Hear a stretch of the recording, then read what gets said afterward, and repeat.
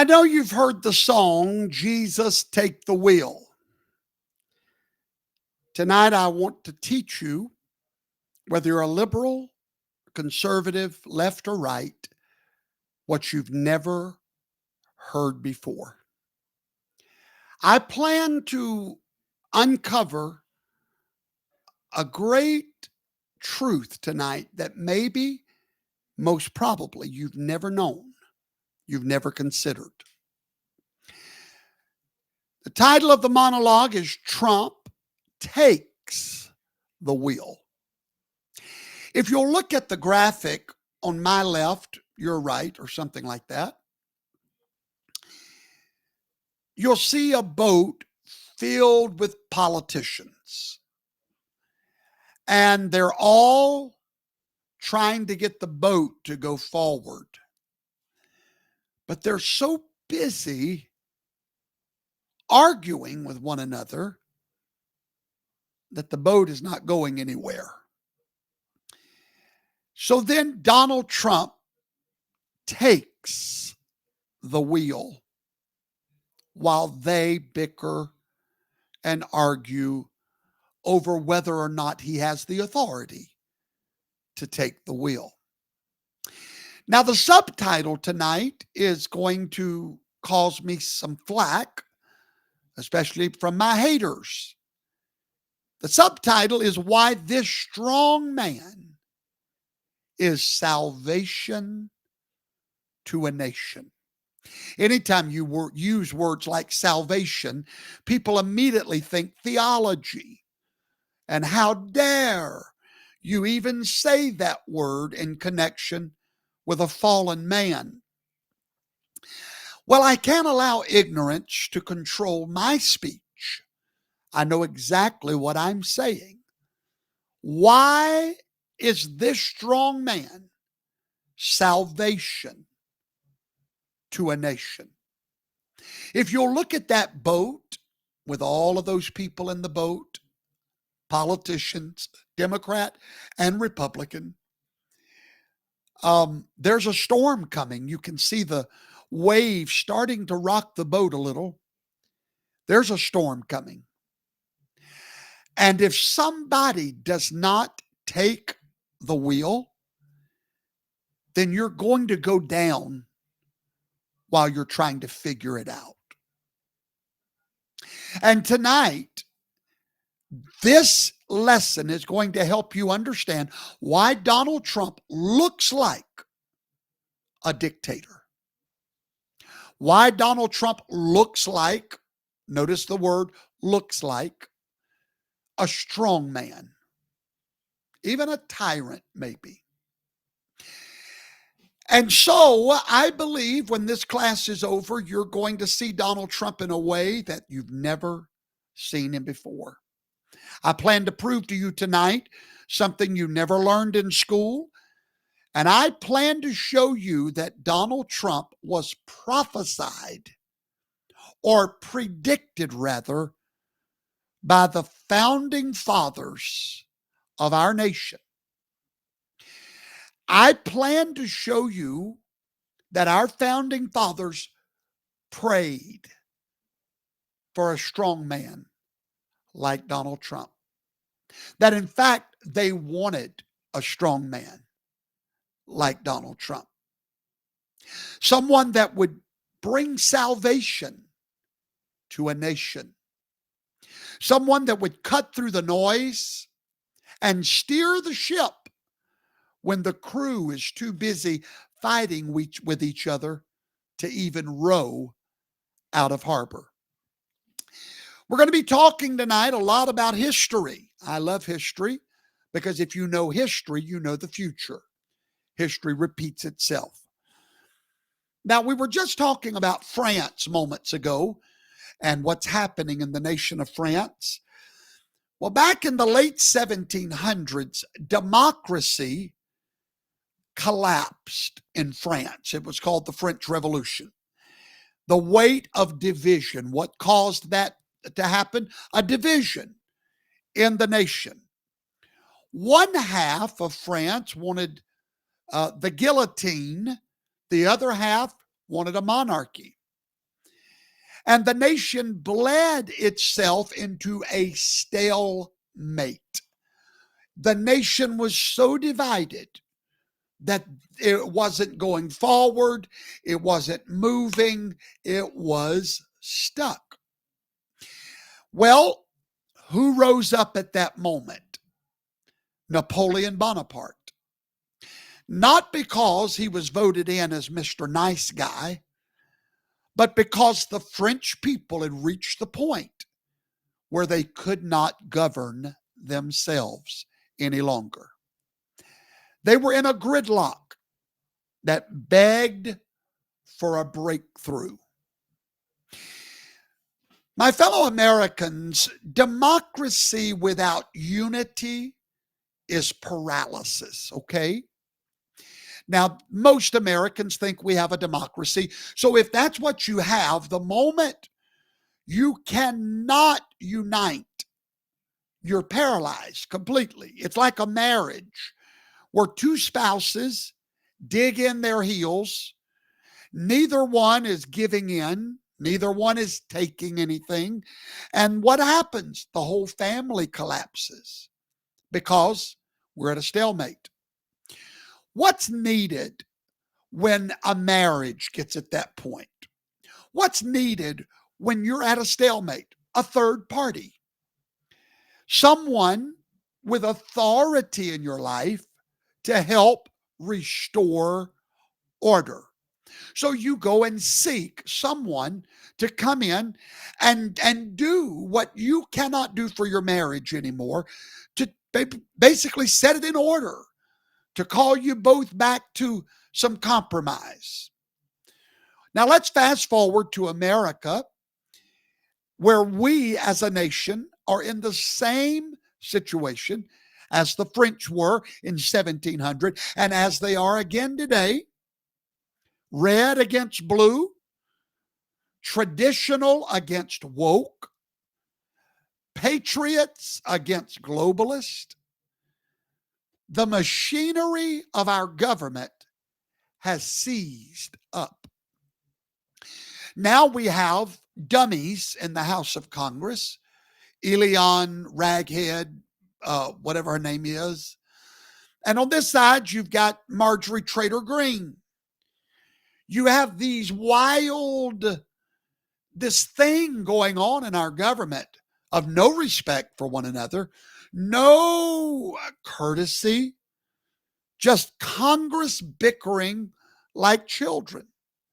Our courts are waffling. Our states are in rebellion. Our cities like Chicago tonight are in this thing is falling apart, open rebellion. It's gridlock, pure and simple. And then who enters that picture? A man that we called for, Donald Trump, a third party, because truly he's not Republican or Democrat. He's a third party. And we call him in to break the deadlock. The one man with the audacity to grab the wheel and say, enough, we're going this way. And then we have a strong man in office. By executive order, here's what the strong man has done. Number one, he's restored military greatness with the stroke of a pen. Removed sodomites from the military with the stroke of a pen. Refusing to let our armed forces be weakened by woke experiments just because he took the wheel. Promoting the nuclear family, standing before the world yesterday and saying that America needs religion, that we need faith. He took the wheel, reminding America that children need fathers and mothers and stability. And then he took the wheel and said, no gender experiments in America. And then he took the wheel and defended tearing down the walls of secular tyranny that tried to erase prayer in America and faith from the public square. He took the wheel and stood up to foreign enemies, showing the world that America is not a playground for Iran, China, or anyone else.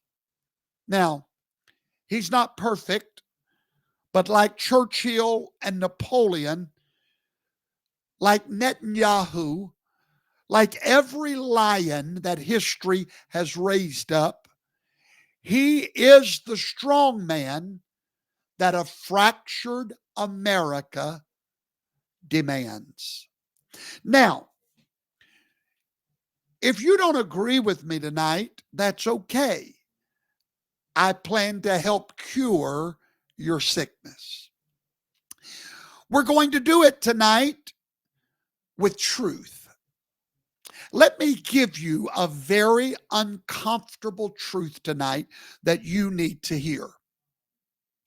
Democracy, knock, knock, knock, democracy is a failed institution. It's completely failed. Democracy is a failed institution. When the people are evenly divided, as we are, when the people rule, they rule in halves. Halves. Halves. Nothing moves. It's gridlock forever. There was a group of men that knew this day was coming. Brilliant men that had studied world history. They were our founding fathers. They knew that this day was coming for America. They foresaw it. And that's why they built checks and balances. And it's why they envisioned a republic, not a democracy, led by a strong executive, not a direct democracy mob. And right now, Donald Trump embodies the very design that our founding fathers created. He has restored normalcy in a society ripped apart. Don't let the media scare you when they call him a strongman, a dictator, a cult leader. That's always the word they reach for a strong man. The truth is, our society has become so effeminate and so triggered. Strong men are the number one enemy in America, especially white men. If you're a strong white man, you are public enemy number one. If you're a strong any color man, you're public enemy number two. There's something very threatening to our society of wimps from a strong leader, a strong man. So our media takes that, applies it to Donald Trump. He's a cult leader because people love him. He's a strong man. He's a tyrant, a dictator. But I'm going to teach you tonight, sometimes strength is the only cure for paralysis. Sometimes leadership must look like command. Because when a democracy stalls, when division paralyzes a nation, only a lion can roar loud enough to get the herd moving again. And whether you love him or hate him, Donald Trump has roared. I did not know when God gave me that phrase, the lion will roar in 24. I told you when I was writing my book, I was thinking about that phrase, and suddenly it hit me loud and clear that indeed the lion has to roar louder than the herd. And America is now moving again. We're on the move because the lion has roared. So I want to teach you right now, starting at this very moment, how our founding fathers wished for and predicted the rise of Donald Trump. What did our founding fathers really want for America? That's a question we're going to ask tonight. I want you to prepare to have everything that you thought you knew about America's founding to be shattered tonight. Everything you thought you knew ends in about 5 to 10 minutes. Okay? Because there is a dirty little secret from 1787, right after 1776. There is a dirty little secret that Toto is going to pull back the curtain on tonight. And we're going to peek into that time period. And we're going to find out if our founding fathers wanted a man like Donald John Trump. The truth is, the dirty little secret is this: our most brilliant founders never wanted a democracy. They wanted a strong man. They wanted a king. Not just any king, they wanted George Washington to be America's first monarch. Many people don't realize this. They don't teach this in school. George Washington refused to become the first king. He refused it. Only after he refused the monarchy did they have to create the next best thing. They designed a system. If Washington would not become a king, they designed a system that would one day inevitably produce a king. Tonight's class is going to shatter everything you thought you knew. They created a government that would naturally produce a king, a strong man in leadership, because they knew better than anyone that a democracy is a death sentence for any civilization. They understood that. So to learn that tonight, I would like for you to travel with me to June the 18th, 1787. Where are we going? The Constitutional Convention. It's deadlocked. It's just like we are today. That convention was deadlocked. The small states were in war with the big states. The South was fighting the North. The whole American experiment is about to collapse before it ever got started. There was a great chance that America would never have formed that day, ever. In the midst of all this stands up one of the most brilliant minds of his generation, Alexander Hamilton. Yes, the man on your $10 bill.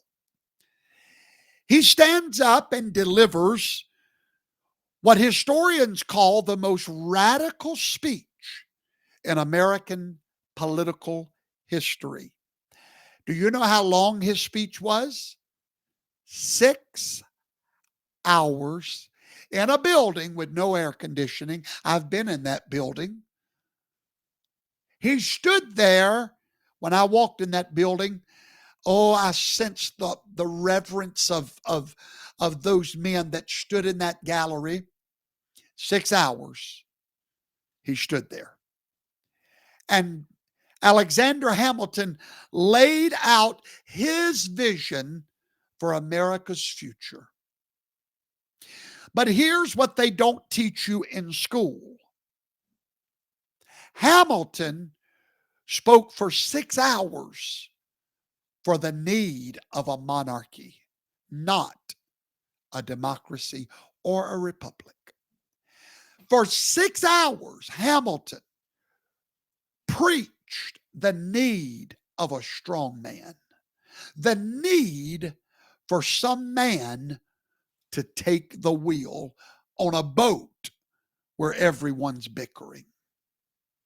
Let me read you his exact words. May I do that tonight? Recorded by James Madison. James Madison wrote these words down, and Alexander Hamilton said the British government was the best in the world, and that he doubted whether anything short of monarchy would work in America. He prophesied 250 years ago. The man prophesied. He warned our nation that nothing short of a king would work in the United States of America. Now, I want you to think about that. The man who helped write our beloved Constitution that we revere so much, he believed that a king was superior to anything that America could come up with. But now Hamilton did not stop there. He proposed something that would make every American gasp, literally. He proposed a president elected for life with absolute veto power over Congress. That's right. Your great founding fathers never wanted what we have today, ever. This was a nightmare scenario to them, the one we live in, the one they created. They knew it would become absolutely impossible for free people to govern themselves. Hamilton wanted an American king with no term limits, no legislative override, one man until death with the power to stop any law that he did not like. Do you know what Hamilton called a pure democracy? He called it a disease. His exact words, I quote, "The people, sir, are a great beast." Listen to those words. Listen to what Alexander Hamilton said. The people, sir, whoever he's speaking to, is a great beast. They will devour themselves. That was not a throwaway comment by some Willy Wonka on the side of the street.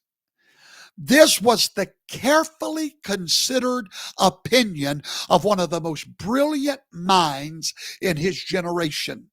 The people, according to Hamilton, me and you, were too stupid, too emotional, and too mob-like to govern ourselves. And I dare say he was right.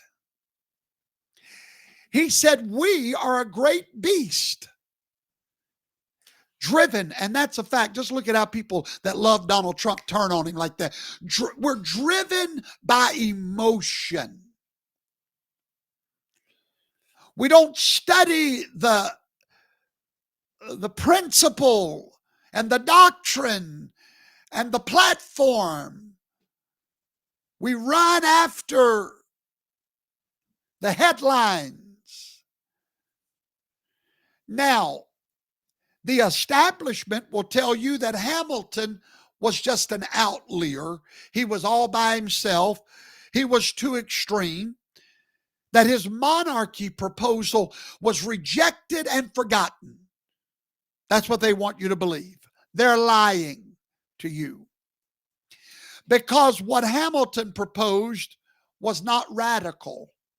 It was inevitable. Listen to me carefully. Hamilton was used by God 250 years ago to tell you that we would devour ourselves without a strong man. So what he said was not radical, it was inevitable. And every single president since George Washington has moved us closer and closer to exactly what Hamilton envisioned: rule by one strong man. Now, Hamilton was not alone in wanting a king. In fact, there was an entire movement to crown George Washington as America's first monarch. And it came much closer to being successful than you've ever been told. Let me teach you tonight about Colonel Louis Nicola. He was a patriot whose letter to Washington in 1782 nearly changed the course of history. Now, Nicola was not some fringe radical. He was a respected military officer, a founding member of the American Philosophical Society. And he spoke for a large portion of the Continental Army when he wrote this letter to George Washington. And I quote, "Republican governments have never been able to support themselves. Some people have so connected the ideas of tyranny and monarchy as to find it very difficult to separate the two. But certainly they are totally different." So he's trying to convince Washington that tyranny is not the same as monarchy. Rule by a strong man is not the same as rule by a demented man. And he's writing this letter to convince George Washington to be a king. Now, Nicola made an offer that would have transformed America. And I quote, "May it not be reserved to you to give such a proof of the benefits of the monarchy." This colonel is begging George Washington to show the world what a good monarchy would look like, to show the world what a strong man leading our nation could do to benefit our nation. He was asking Washington to become King George I of America. And here's the part they do not teach you in school: Washington did not refuse immediately. When you hear this taught in school, if you ever hear this, they'll act like Washington refused, but that's not the truth. He thought about it for a long, long time, because even Washington understood what every honest observer of democracy understands: popular democracies lead to chaos. Washington knew that. Washington was willing to become a monarch to stop democracy. He considered it. He contemplated it.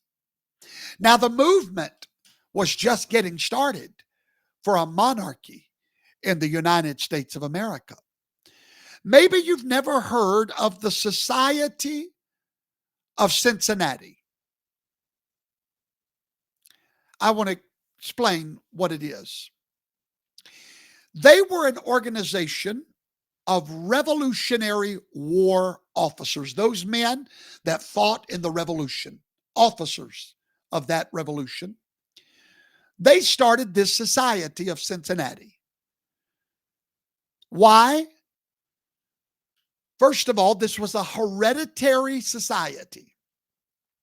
Membership passed from father to son. That was the only way you could be part of this society is your fathers fought in the revolution, and therefore the honor would be bestowed upon the preceding generations. Yes, ladies and gentlemen, an American aristocracy. Exactly. They were the aristocratic class in that day. They were called America's nobility. And you know what? They were right.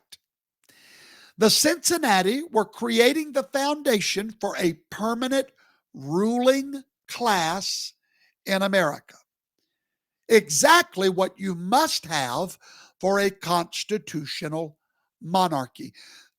They were setting America up for the government of Great Britain here in the United States. But there's another group of people that you may not know about, and they were known as the New Burr Conspiracy. They were Continental Army officers. They were unpaid and they were angry.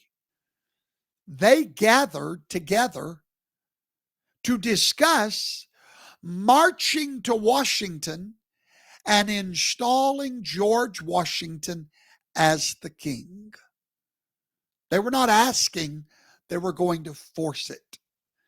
They were prepared to march to Congress, dissolve a civilian government, and install Washington as monarch by a military coup. It was only at that moment that George Washington gave a speech and said he would not become a monarch under those terms, by force. That's the only reason George Washington denounced that offer of being the first king. He did not want it to be done by force. Once he made that speech, all the men left very disappointed. Now, these are military officers, okay? People like General Flynn, all right? People that know how governments work. They left disappointed. Do you know why? They genuinely believed without a strong man, America would not work. They had seen democracy's failure firsthand, the inability to pay their soldiers, the incompetence of Congress, the chaos of a popular government. They had seen it with their own eyes. They wanted a king because they knew democracy never works. Now, Hamilton and a few military officers favored monarchy. But the truth is far more shocking than that. America's intellectual elite overwhelmingly preferred strong executive rule over democracy. Let's start with one of those elites. His name was Governor Morris. The man you're looking at on your screen right now is the man that physically wrote that Constitution that you love so much. You're looking at the man who physically wrote the Constitution. Governor Morris. Morris looked at democracy and saw disaster. He said that anyone that lives in a democracy are poor reptiles. In other words, they kill one another. That's what one of our founding fathers called you if you were part of a democracy, a poor reptile. Now, Morris was very influential, and he was not quiet about his preferences. He wanted also a president for life, appointed not by the people, but by electors with near kingly power. That's what Morris wanted. He got part of what he wanted. It's because of him that we have an electoral college. He did not want the president elected by the poor reptiles, the plebeians, those that were too emotional to think and too desperate for a check from the government to vote for the right person. And he got part of what he wanted. But now, General Morris is not the only one. Oh no, there's John Adams, and then there was John Jay.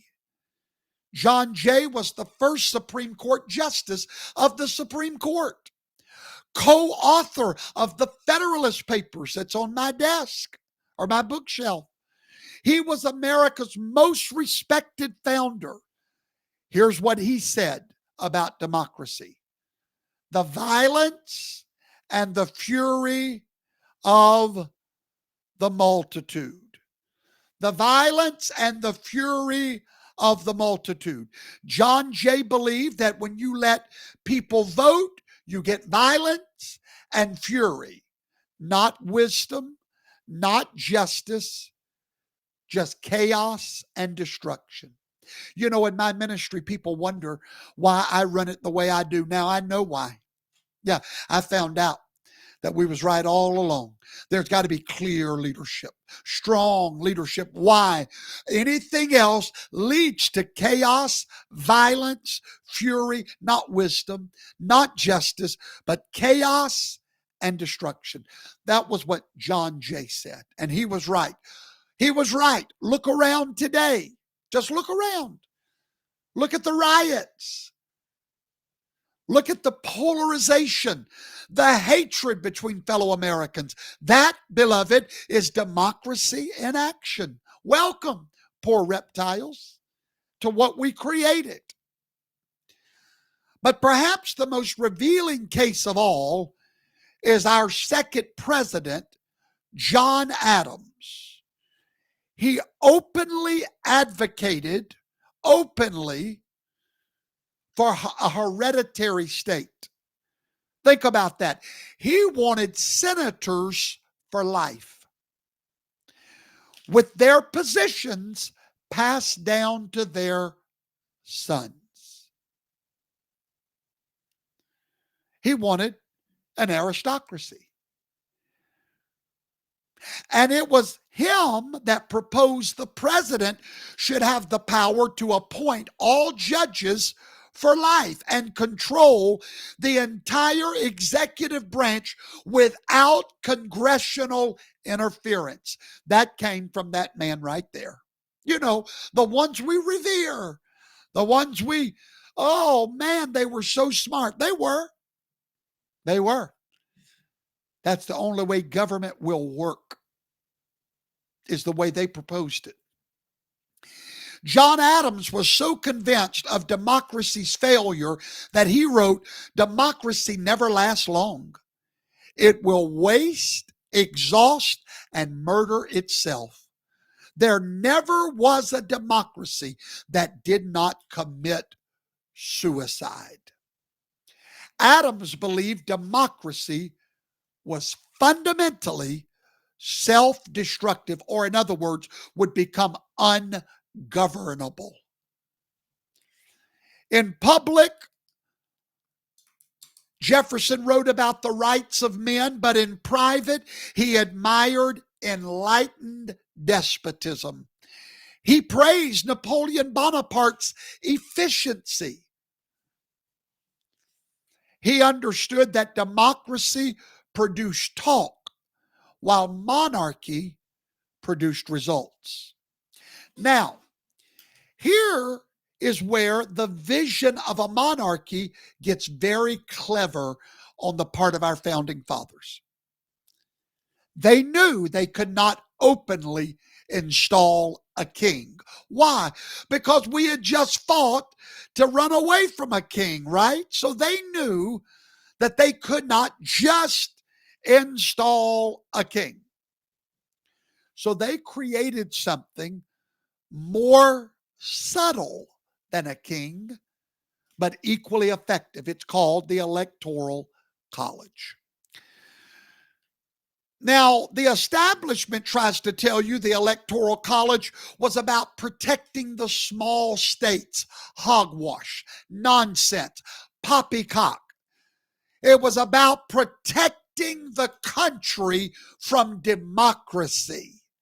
Our founding fathers were desperate for a monarchy without having a king. They desperately wanted to create a king in hiding. Listen to Alexander Hamilton. I believe he's up next, if I'm not mistaken. No, it's not. Is that Hamilton? Or is this Hamilton? Where's Hamilton? No. Alexander Hamilton said the immediate election should be made by men most capable, that's him, of analyzing. It should be a small number of people. He's talking about the presidential election. It should be a small number of people selected by their fellow citizens from the general mass who will be most likely to possess the information and the discernment required. Oh God, I love this man. I love this man. I think like this man, Alexander Hamilton. We think a lot alike. I want to translate that for you, may I? Here's the translation. Ordinary people are too dumb to get the information and discern the truth. They're too stupid to choose their leaders directly. That's what he said about society. So we need educated elites to make the real decisions. That's why, my friends, listen to me carefully. What happened in 2020?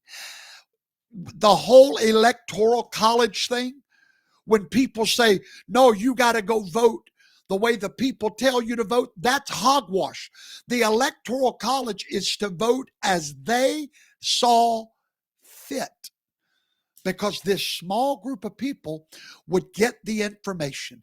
They would study the budget. They would study the platform, and they would vote on discerning information, not from watching a TV commercial. The Electoral College was not democratic. It was anti-democratic.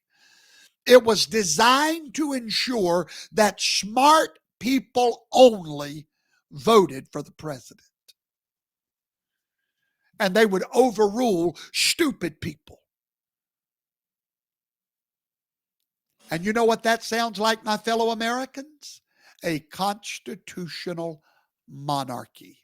Because in Britain, the people can vote, but it's only the lords, the educated aristocrats who know better than the mob about the issues of the day that vote in a monarch.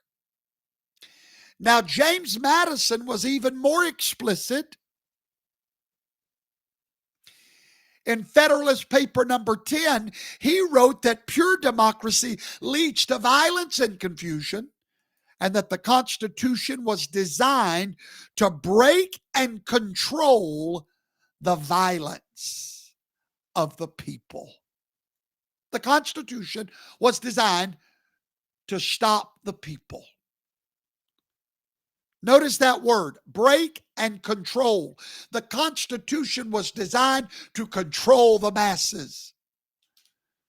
Madison knew in a direct democracy, the majority would eventually plunder the minority. So he designed a system with enlightened leadership, people that got brains, that could check the popular will. That's not a democracy. That's a guided republic. One step away from a monarchy.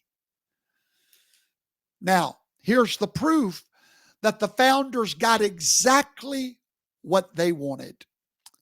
Every expansion of democratic participation has weakened America. Watch this. I'm going to prove to you right now that your founding fathers were correct. For example, every time we have expanded voting rights, we have dumbed down America a little bit more. Let's talk about 1913, direct election of senators. Do you know that originally senators were not elected by the people? They were elected by the legislators of their states, people with some brains, people that knew government. There was no popular vote of a senator. That was intentionally designed that way by your founding fathers. State legislators acted as an educated buffer between popular passion and Senate composition until the 17th Amendment, when state legislators chose their senators. They picked experienced statesmen, moderates that could work across party lines, policy experts rather than charismatic populists, representatives of state interest rather than their own reelection interest. Long-term thinking. That's why I've always told you I'm against term limits for senators. Now, not for Congress, but for senators, I've always been against term limits. Somewhere you've got to have some governing ability in our government. Somewhere you got to have some wisdom. This allowed senators to take a more detached view of the issues that came before the Congress. Because if they're not directly accountable to the voters in short-term election cycles, then they can detach themselves and think and vote to quit raising the debt ceiling. But if they don't raise it, they go back to the people, they're going to get voted out of office because some checks are going to get cut off. They could make unpopular but necessary decisions. They could focus on long-term national interest. They could resist populist pressure, engage in genuine compromise. Let me give you an example, shall I? Let me show you what our founding fathers feared. Direct control of our government by the people. That's right. Let's take this whole Jeffrey Epstein deal. Okay? We elected a man that we trust and his cabinet to govern. The only problem is we won't let them do it. No. We want to govern. We want to see the files. We want to see it all. And you're too dumb to know what you're seeing. You ain't got no experience in none of that. You give me them files, Hamler. Bless God. Now let's see. Okay, thank you. I read. You don't know what you're reading. You don't know what you're looking at. Too dumb. Yeah. So you elect a man and his bondi to govern, except we won't let them do it. No, we want direct control. That's the rule of the mob. Whereas you have Pam Bondi, an experienced prosecutor that's looked at the so-called evidence and said, we can't win this in court. We don't have enough evidence. We can't do this. If we release people's names that are innocent, it's going to destroy lives. You know, a little wisdom, a little common sense. But no, in a democracy, give us the files. And what are you going to do with them? Somebody's got to prosecute.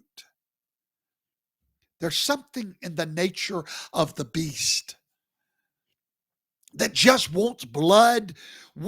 Now we say we want justice, but that's really not what we want.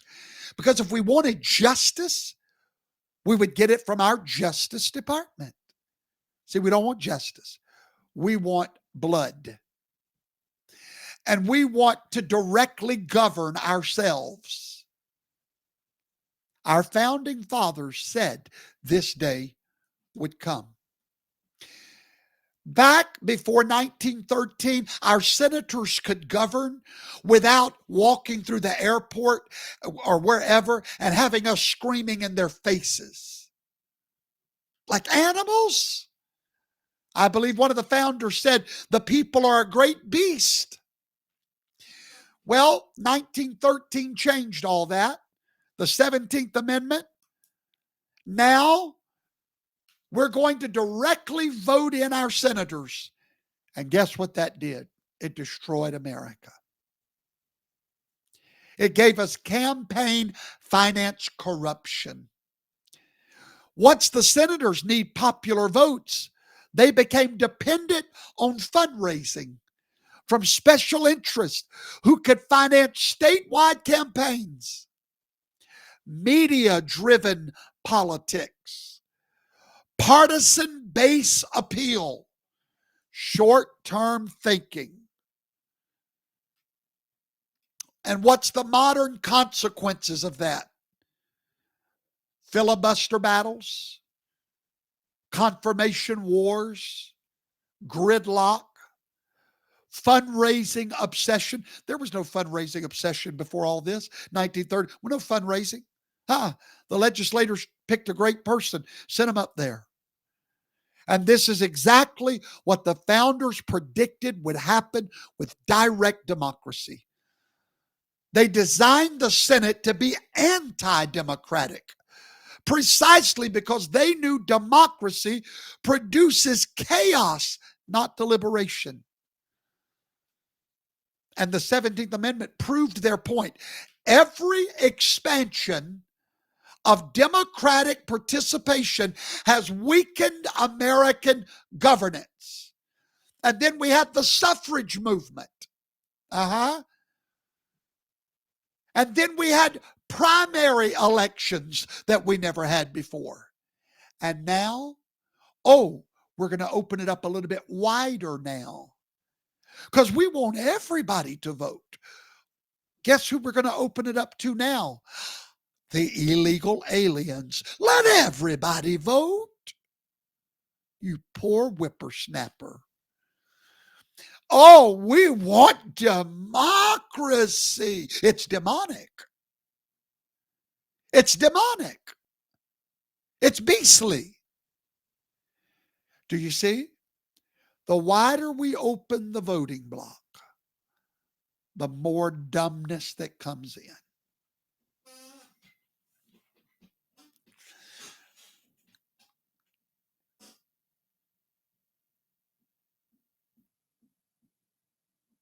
Amen. I'm trying to move right along here. Now, let me say this. I want you to think about this so-called, first of all, James Madison in Federalist Paper 51 revealed the founder's true genius. I'll show that to you if I may.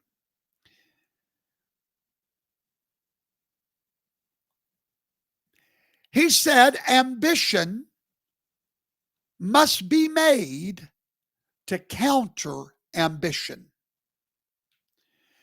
Madison had a solution, a large republic where educated elites could filter the popular will through complex institutions.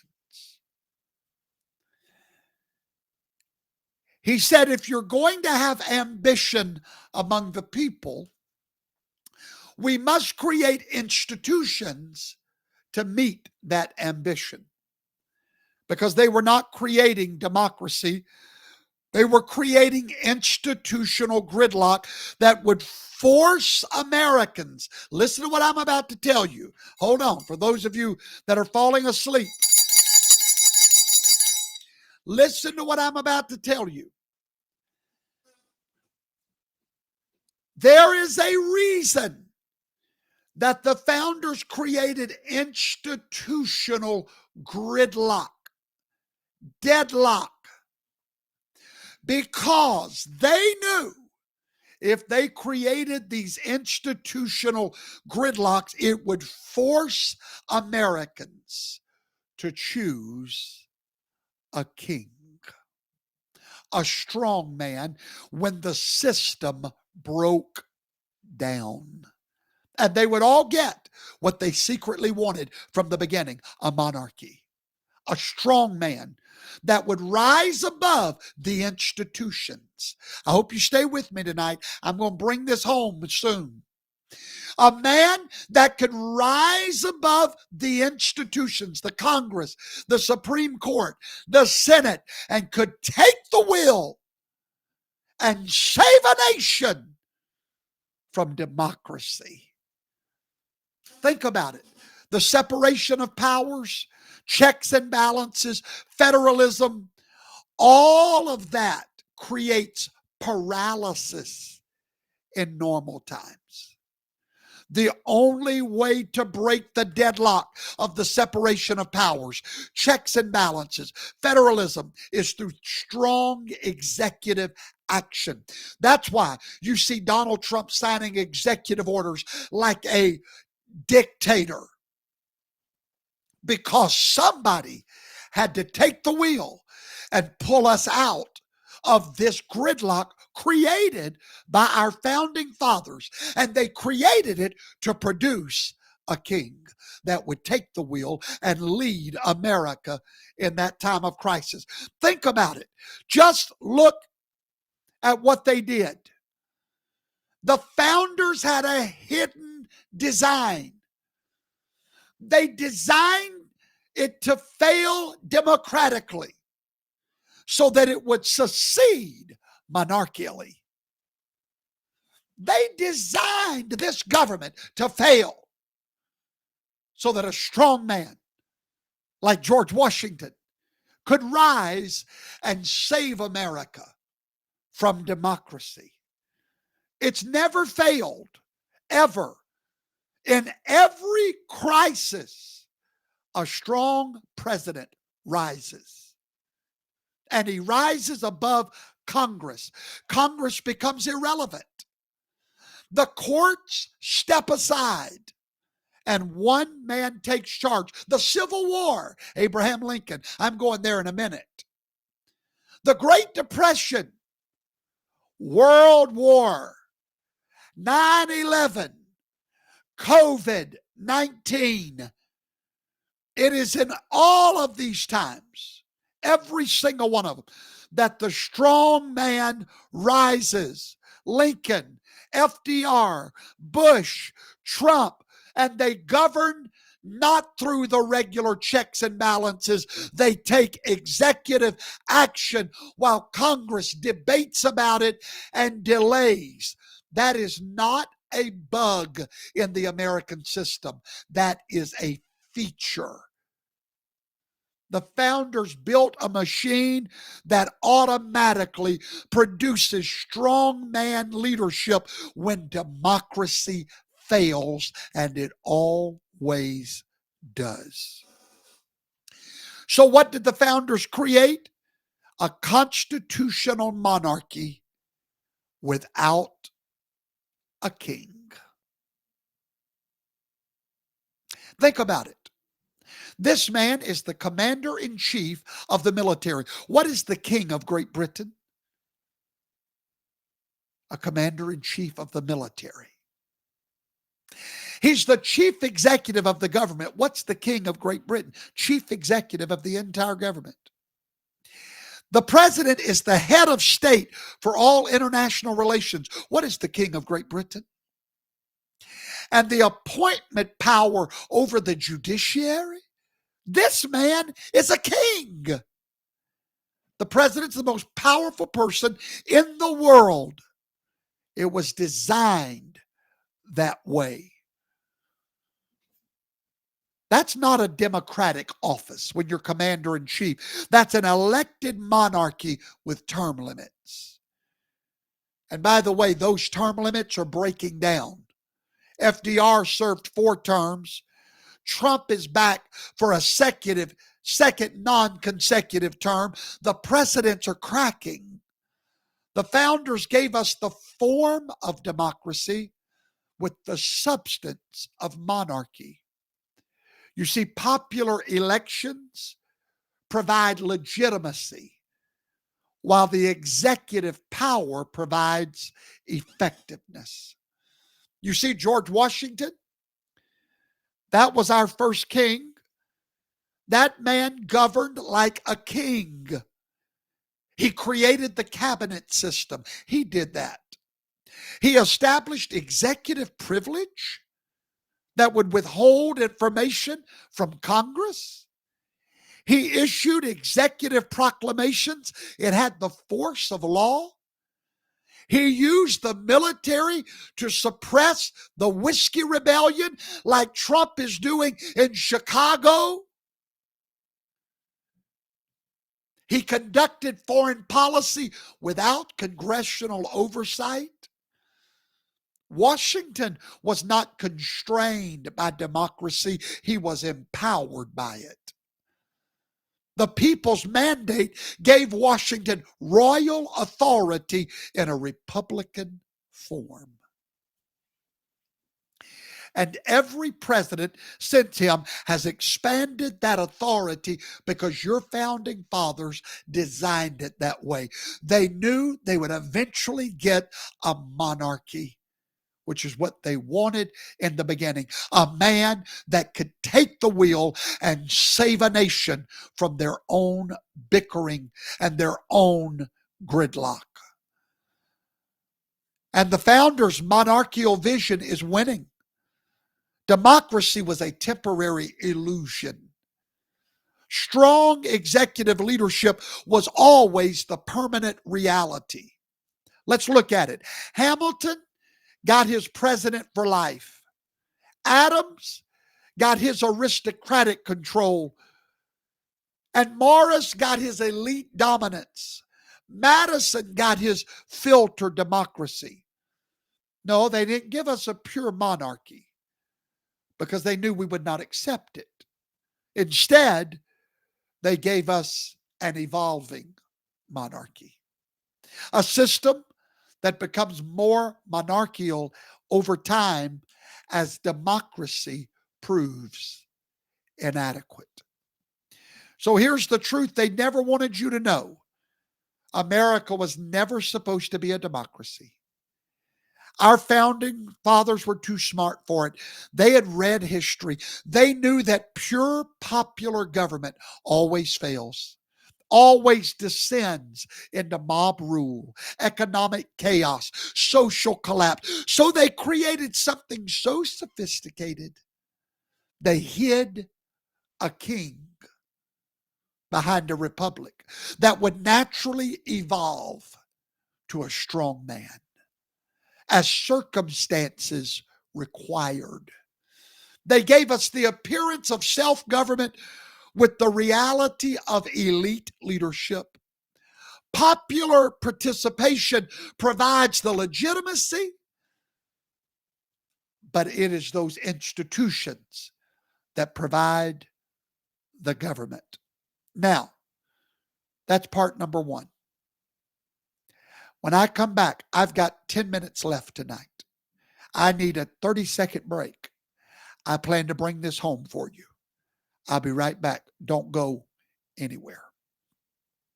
Have you considered when you spend your money at these mega corporations where it's going? Are you aware that your hard-earned money is being used to support political corruption, which leads to poor federal leadership, hurting our economy, contributing to the overall detriment of our society? This is heavy stuff to think about, I know, but it's time we fought back. Introducing Professor Toto's The Patriot Spying Club. Here, we are a club that gives you the power to invest in companies that uphold patriotic and conservative values your family can respect. Rather than spending your money with these major corporations, we've partnered with a direct consumer company that offers over 400 high-quality, sustainable, and effective products that can be delivered fast, directly to your front door. So many patriots across America has joined us in this walkaway movement. Now it's your turn. Go to www.buybywalmart.com to join Professor Toto's The Patriots Buying Club today. All right. Thank you for hanging out with me tonight. I need a few more minutes to bring this home. I want to tell you about a strongman president. April the 12th, 1861. Confederate forces lined up on Fort Sumter. The Civil War had begun, and with it, Lincoln launched the most systematic assault on constitutional government in American history. If you want to know what a dictator looked like, a strong man, a tyrant, if you want to know what a dictator looked like, he's on your screen right now. Abraham Lincoln saved America, but he did not do it by the rules. He did not do it by democracy. He did it by monarchy. Did you know that Congress was not even in session? He did not call an emergency session like the Constitution required. He governed alone for 75 days. And during those 75 days, Lincoln rewrote the Constitution by executive decree. First, he suspended habeas corpus. Oh, yes, he did. That fundamental right of citizens to challenge their imprisonment. Lincoln declared martial law. Lincoln didn't care. Lincoln defied a Supreme Court order by Chief Justice Roger Taney. That's not constitutional government. That's dictatorship. My friend, Abraham Lincoln was a dictator. He was a cult leader. He was a strong man. And he was salvation to a nation. He was what the founders dreamed of. He was what they created. Did you know that he called up 75,000 militiamen without congressional authorization? That power belonged to the Congress. He bypassed Congress entirely. Third, he increased the size of the Army and the Navy by executive order. A constitutional violation. Fourth, he spent federal money that Congress had not appropriated. The Constitution says no money shall be drawn from the Treasury, but in consequence of appropriations made by law, Lincoln ignored that completely. Fifth, he ordered a naval blockade of the southern ports, an act of war without a declaration of war from Congress. Think about it. In 75 days, Lincoln violated 5 constitutional provisions simultaneously. That's the definition of a dictator.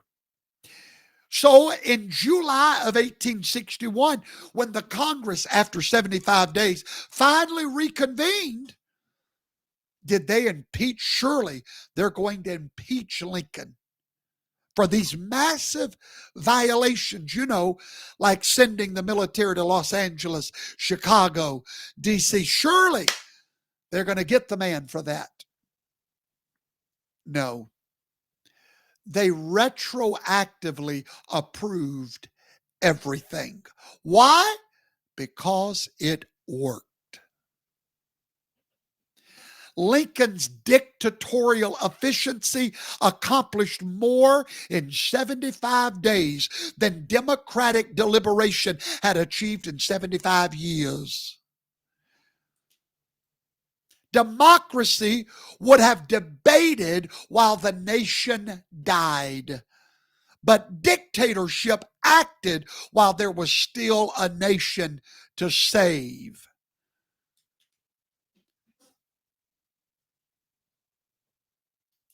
I wish to God I had time tonight to talk to you about Vallandigham's home, how he got arrested at 2 o'clock in the morning.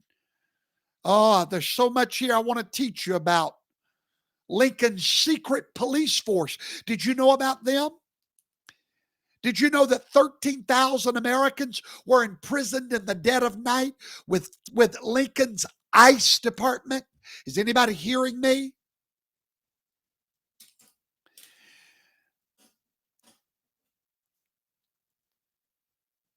My Lord, just too much to teach tonight. Did you know that Francis Key Howard, the grandson of Francis Scott Key, was in prison for 15 months because of Lincoln? And now we come to Lincoln's most famous act, the Emancipation Proclamation. This was not some moral awakening or some democratic triumph. This was the most audacious power grab in American history. On January the 1st, 1863, with no constitutional authority, no congressional approval, no legal precedent, Lincoln declared that he personally had the power to free 4 million slaves. Let that sink in. One man decided to revolutionize the social structure of half of the country with one executive order. The Constitution never gave him power to set slaves free. The Fifth Amendment explicitly protected property rights, and slaves was property. Lincoln ignored all of it. He declared himself dictator over property relations in the Confederate States.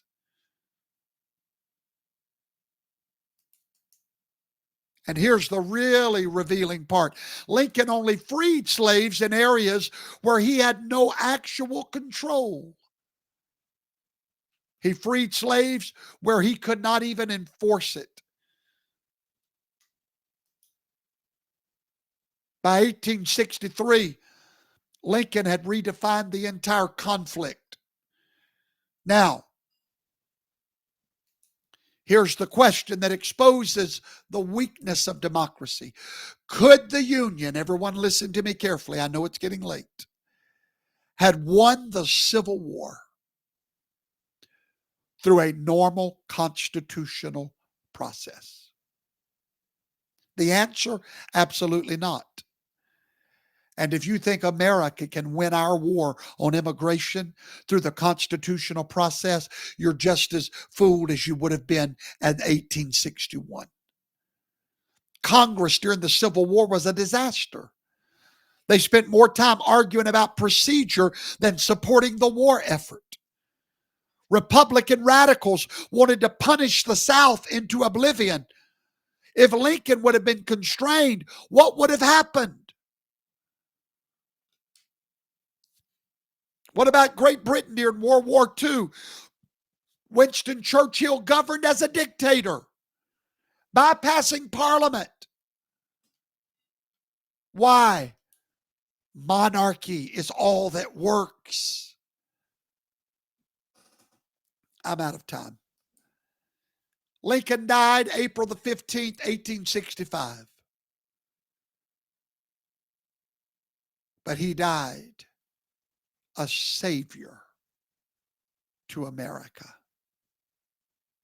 A savior. He was salvation to a nation. Completely salvation to a nation. And I want to end tonight by speaking to you about Donald John Trump, the dictator at large.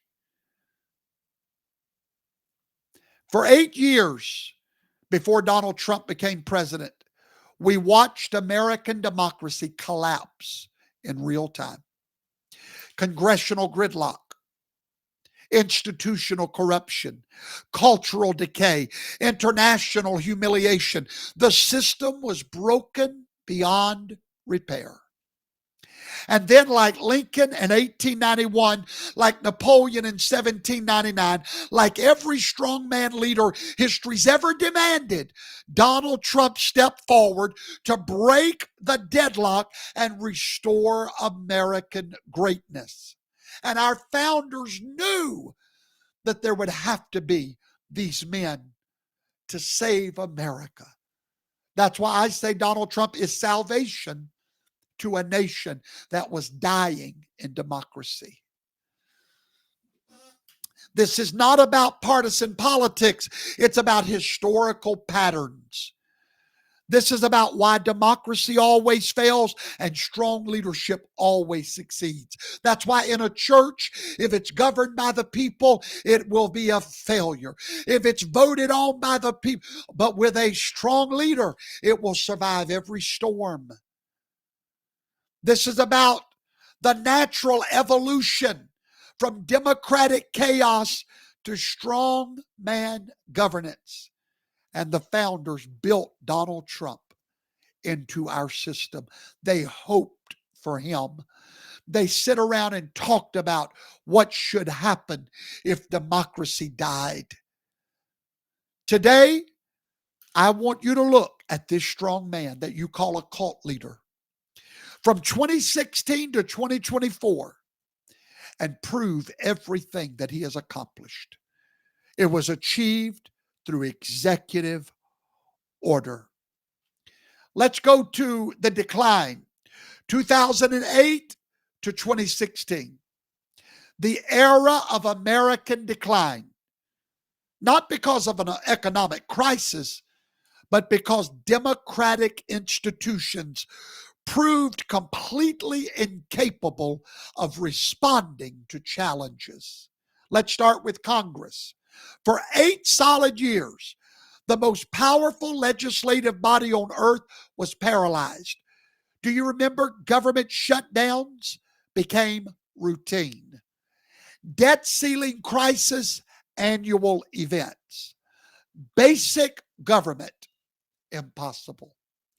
The 112th Congress passed fewer major bills than any Congress since 1940.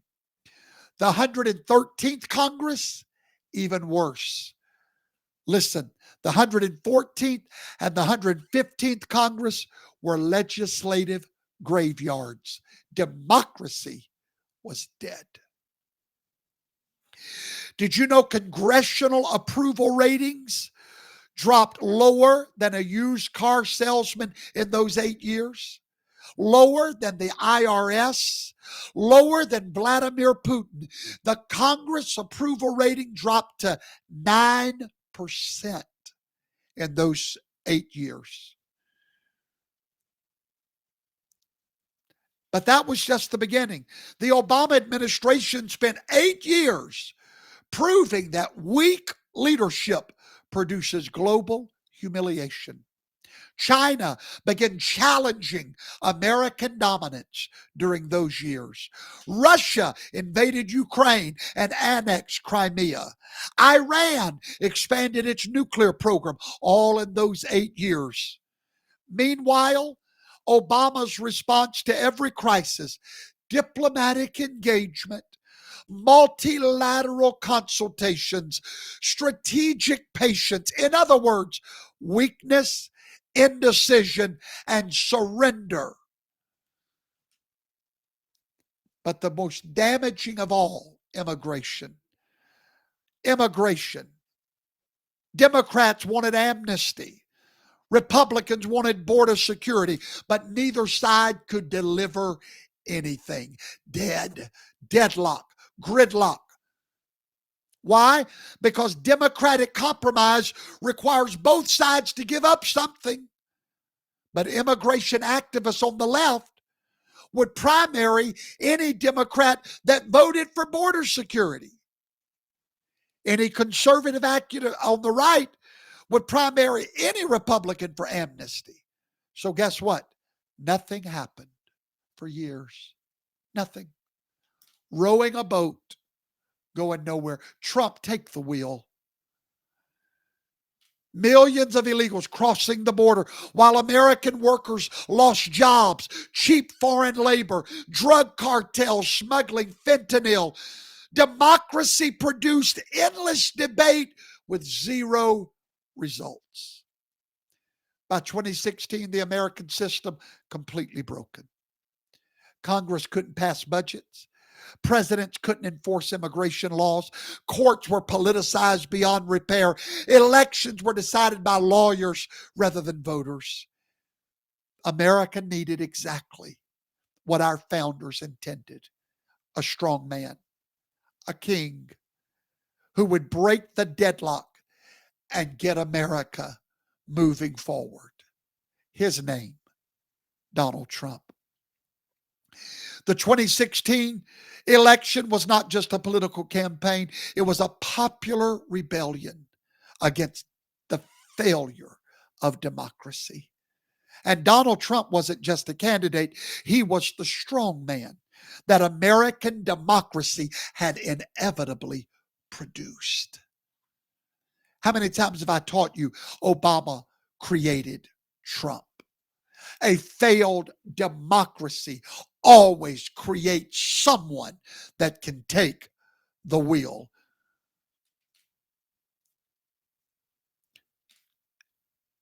His speeches were riveting. His crowds were crazy. Full stadiums, people desperate for a strong man.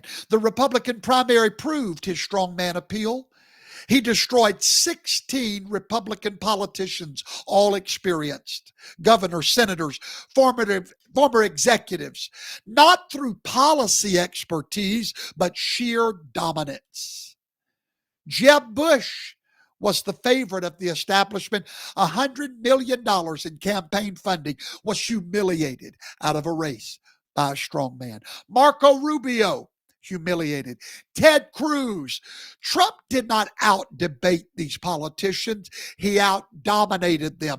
He imposed his personality on every interaction until his opponents looked weak, and we were sick of weak. We wanted a king. Hillary Clinton defeated decisively.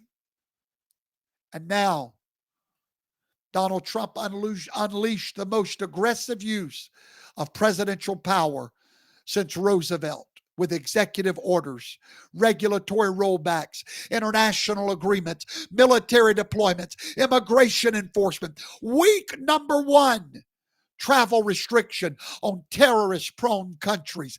Take the wheel, Trump. In week number one, the Keystone XL pipeline approved. Trump, take the wheel. The regulatory freeze on Obama-era rules. Withdrawal from the Trans-Pacific Partnership. Trump, take the wheel. In the first month, immigration enforcement dramatically increased. Illegal border crossings plummeted.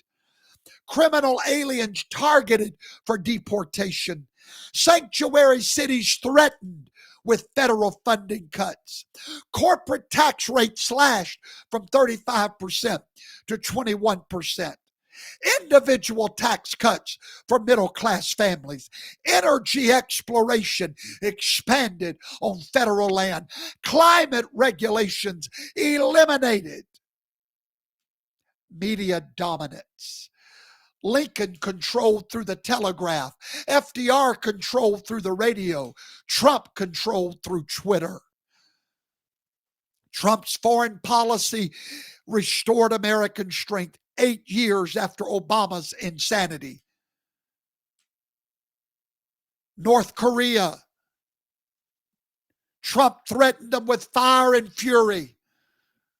None of this was accomplished through democratic procedures. Congress didn't declare war on ISIS. Congress didn't authorize China trade war. Congress didn't approve the North Korea summit.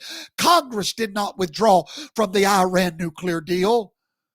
Trump did it all through executive authority. Exactly the kind of decisive leadership that democracy cannot provide, but strong men can. By 2020, Trump had proven that strong presidential leadership could accomplish in 4 years what democratic deliberation could not accomplish in decades. Ladies and gentlemen, as I close tonight, what we see in our great nation is salvation. A ship that was going nowhere except down is now moving forward. Be very careful what you call a cult or a dictator. It very well may be a savior, a deliverer, a strong man. In the year 2024, our founding fathers saw that year. They knew that we would fail so miserably that the right man would rise and help save us from ourselves. And now you know the best of the story. Good night, America.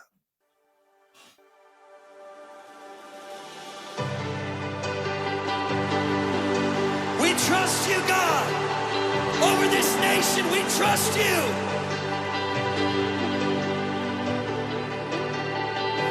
It is God who appoints, God who anoints, God who will make a way.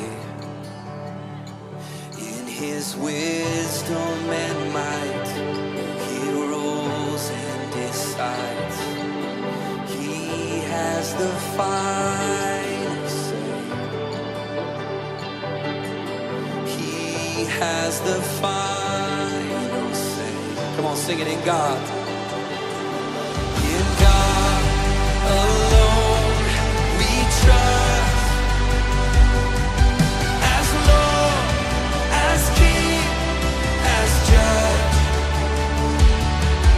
His kingdom come, his will be done, his name be lifted up. In God we trust. Woo!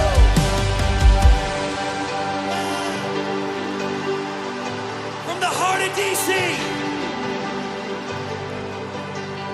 we lift it up to you tonight.